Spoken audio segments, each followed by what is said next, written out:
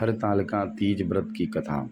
जिसके दिव्य केशों पर मंदार आर्क के पुष्पों की माला शोभा देती है और जिन भगवान शंकर के मस्तक पर चंद्र और कंठ में मुंडों की माला पड़ी हुई है, जो माता पार्वती दिव्य वस्त्रों से तथा भगवान शंकर दिगंबर वेश धारण किए हैं, उन दोनों भवानी शंकर को नमस्कार करता हूँ। ध्याय नित्यं महेशं रजतगिरिनिभं चारुचन्द्रावसन्तं रत्नाकल्पोज्ज्वलांगं परशुमृगवराभीतिहस्तं प्रसन्नं पदमाशीनं समन्तातस्तुतमर्गणैर्व्याघकृतिं वसानं विश्वाद्यं विश्ववन्दं निखिलभयहरं पंचवक्त्रं त्रिनेत्रं। कैलाश पर्वत के सुंदर शिखर पर माता पार्वती जी ने श्री महादेव जी से पूछा, हे महेश्वर, मुझसे आप वह गुप्त से गुप्त वार्ता कहिए जो सबके लिए सब धर्मों से भी सरल तथा महान फल देने वाली हो। हे नाथ, यदि आप भली भांति प्रसन्न हैं तो आप उसे मेरे सम्मुख प्रकट करें कीजिए। हे जगतनाथ, आप आदि मध्य और अंत रहित हैं। आपकी माया का कोई पार नहीं है। आपको मैंने किस भांति प्राप्त किया है? कौन से व्रत, तप या दान के पुण्य से आप मुझको वर रूप में मिले? श्री नाथ जी बोले, हे देवी, सुन, मैं तेरे सम्मुख व्रत को कहूँ परम गुप्त है। जैसे तारागणों में चंद्रमा और ग्रहों में सूर्य, वर्णों में ब्राह्मण, देवताओं में गंगा और पुराणों में महाभारत, वेदों में शाम और इंद्रियों में मन श्रेष्ठ है, वैसे ही पुराण और वेद सब में इसका वर्णन आया है, जिसके प्रभाव से तुमको मेरा आधा आसन प्राप्त हुआ है। हे प्रिय, उसी का मैं तुमसे वर्णन करता हूँ। सुनो, भाद्रपद भादो मास के शुक्ल पक्ष की हस्त नक्षत्र संयुक्त तृतीया तीज के दिन इस व्रत का अनुष्ठान मात्र करने से सब पापों का नाश हो जाता है। तुमने पहले हिमालय पर्वत पर इस महान व्रत को किया था, जो मैं तुम्हें सुनाता हूँ। पार्वती जी बोली, हे प्रभु, इस व्रत को मैंने किस लिए किया था यह मुझे सुनने की इच्छा है, सो कृपा करके कहिए। शंकर जी बोले, आर्यावर्त में हिमालय नामक एक महान पर्वत है, जहाँ अनेक प्रकार की भूमि अनेक प्रकार के वृक्षों से सुशोभित है, जो सदैव बर्फ से ढके हुए तथा गंगा की कलकल ध्वनि से शब्दायमान रहता है। हे पार्वती जी, तुमने बाल्यकाल में उसी स्थान पर परम तप किया था और 12 वर्ष तक के महीने में जल में रहकर तथा वैशाख मास में अग्नि में प्रवेश करके तप किया। श्रावण के महीने में के मास में खुले में निवास कर अन्न त्याग कर तप करती रही। तुम्हारे उस कष्ट को देखकर तुम्हारे पिता को बड़ी चिंता हुई। वे चिंतातुर होकर सोचने लगे कि मैं इस कन्या की किससे शादी करूं। इस अवसर पर देवों योग से ब्रह्मा जी के पुत्र नारद जी वहां आए। देवर्षि नारद ने तुम शैलपुत्री को देखा। तुम्हारे पिता हिमालय ने देवर्षि को अर्घपाद्य आसन देकर सम्मान सहित बिठाया और कहा, हे मुनीश्वर, आपने यहाँ तक आने का कष्ट कैसे किया? कहिए, क्या आज्ञा है? नारद जी बोले, हे गिरिराज, मैं विष्णु भगवान का भेजा हुआ आया हूँ। तुम मेरी बात सुनो।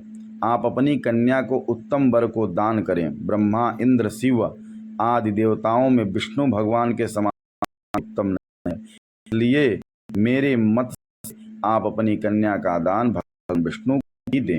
हिमालय बोले, यदि भगवान वासुदेव स्वयं ही कन्या को ग्रहण कर जाते हैं और इस कार्य के लिए ही आपका आगमन हुआ है, तो वह मेरे लिए गौरव की बात है। मैं अवश्य उन्हें ही दूंगा। हिमालय का यह आश्वासन सुनते ही देवर्षि नारद जी आकाश में अंतर्ध्यान हो गए और शंख चक्र गदा पद्म एवं पीताम्बरधारी भगवान विष्णु के पास पहुँचे। नारद जी ने जोड़कर भगवान विष्णु से कहा, प्रभु आपका विवाह कार्य निश्चित हो गया है। इधर हिमालय ने पार्वती जी से प्रसन्नता पूर्वक कहा, हे पुत्री, मैंने तुमको गरुड़ध्वज भगवान विष्णु को अर्पण कर दिया है। पिता के इन वाक्यों को सुनते ही पार्वती जी अपनी सहेली के घर गई और पृथ्वी पर गिरकर अत्यंत दुखित होकर विलाप करने लगी। उनको विलाप करते हुए देखकर सखी बोली, हे देवी, तुम किस कारण से दुख पाती हो, मुझे बताओ, मैं अवश्य ही तुम्हारी इच्छा पूर्ण करूंगी। पार्वती बोली, हे सखी, सुन, मेरी जो मन की अभिलाषा है सुनाती हूँ। मैं श्री महादेव जी को वर्ण करना चाहती हूँ। मेरे इस कार्य को पिताजी ने बिगाड़ना चाहा, इसलिए मैं निसंदेह इस शरीर का त्याग करूंगी। पार्वती के इन वचनों को सुनकर सखी ने कहा, हे देवी, जिन वन को तुम्हारे पिता जी ने न देखा हो, तुम वहाँ चली जाओ। तब हे देवी पार्वती, तुम अपनी सखी का यह वचन सुन ऐसे ही वन को चली गई। पिता हिमालय ने तुमको घर पर न पाकर सोचा कि मेरी पुत्री को कोई देव, दानव अथवा किन्नर हरण करके ले गया है। मैंने नारद जी को वचन दिया था कि मैं पुत्री का गरुड़ध्वज भगवान के साथ वर्ण करूँगा। हाय, अब यह कैसे पूरा होगा, ऐसा सोचकर वे बहुत चिंतातुर हो मूर्छित हो गए। तब सब लोग हाहाकार करते हुए दौड़े और मूर्छा दूर कर होने पर गिरिराज से बोले कि हमें आप अपनी मूर्छा का कारण बताओ। हिमालय बोले, मेरे दुख का कारण यह है कि मेरी रत्न रूपी कन्या को कोई हरण कर ले गया, या सर्प डस गया, या किसी सिंह या व्याघ्र ने मार डाला है। वह न जाने कहाँ चली गई, या उसे राक्षस ने मार डाला है। इस प्रकार कहकर गिरिराज दुखित होकर ऐसे कांपने लगे जैसे तीव्र वायु के चलने पर वृक्ष कांपता है।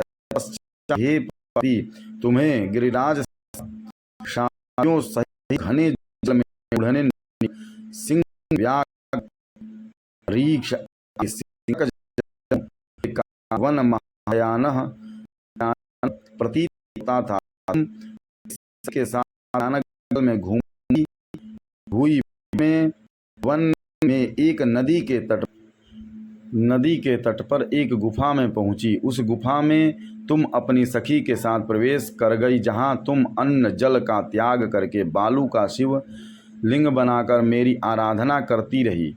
उस समय पर भाद्रपद मास की हस्त नक्षत्र युक्त तृतीया के दिन तुमने मेरा विधि विधान से पूजन किया तथा रात्रि को गीत गायन करते हुए जागरण किया। तुम्हारे उस महाव्रत के प्रभाव से मेरा आसन डोलने लगा।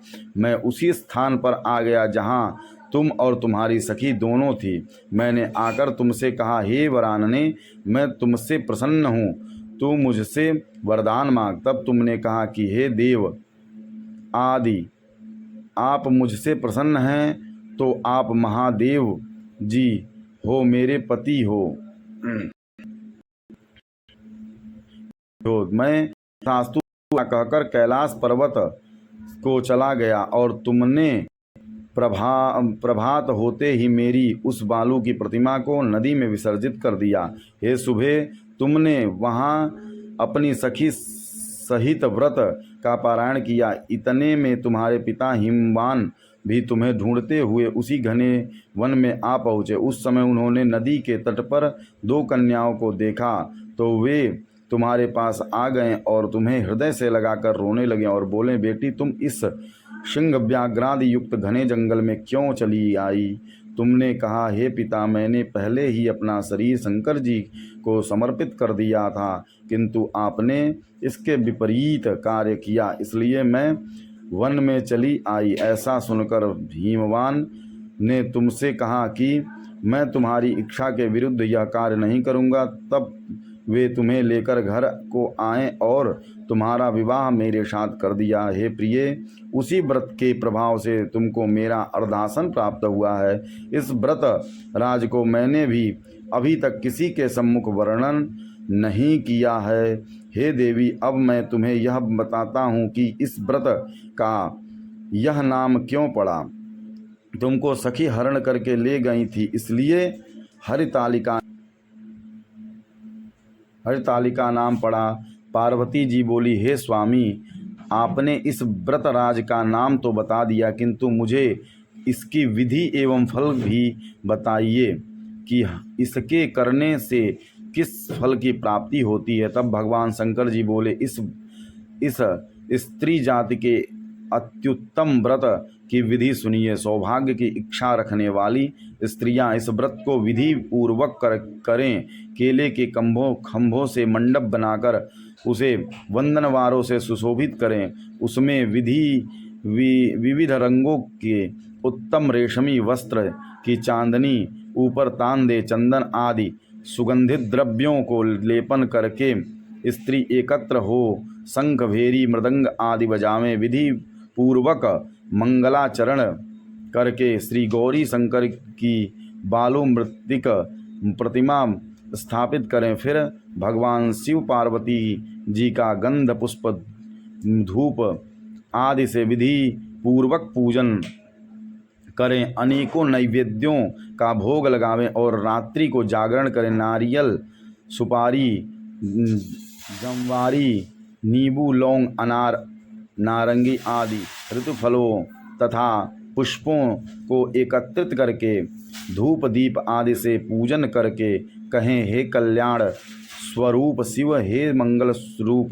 शिव, हे मंगल रूप महेश्वरी, हे शिवे, सब कामनाओं को देने वाली देवी, कल्याण रूप तुम्हें नमस्कार है। कल्याण स्वरूप माता पार्वती, हम तुम्हें नमस्कार करते हैं। भगवान शंकर जी को सदैव नमस्कार।